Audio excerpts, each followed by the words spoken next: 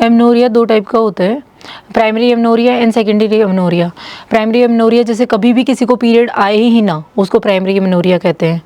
कि जैसे कोई बच्चा 16 साल की हो गई है जो बच्ची, उसको पीरियड नहीं आए, तो उस केस में उसको हम प्राइमरी एमनोरिया का नाम देंगे। तो इसके भी बहुत सारे कारण होते हैं।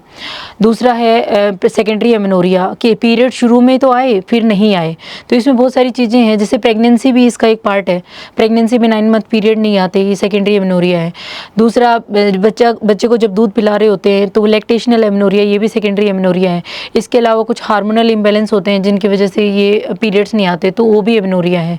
और लेट एजेस में जब पीरियड बंद होने वाले होते हैं तब भी थोड़ा सा रुक रुक के आते हैं, तो उसमें 3-4 महीने नहीं आए फिर पीरियड्स आ गए, तो वो भी एक एमनोरिया का टाइप है, सेकेंडरी एमनोरिया का। हर साइकिल में पीरियड आने चाहिए। अगर एक साइकिल के बाद में अगर स्किप होने शुरू हो जाते हैं, उसको एमनोरिया बोल जाते हैं।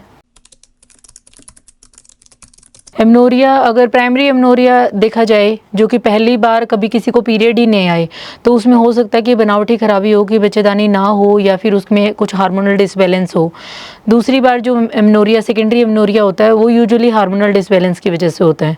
तो उसमें फीमेल हार्मोन कम होना, मेल हार्मोन बढ़ना, या प्रोलैक्टिन हार्मोन बढ़ना, थायराइड की ऊपर नीचे होना, इन सब चीज़ों की वजह से हो सकता है।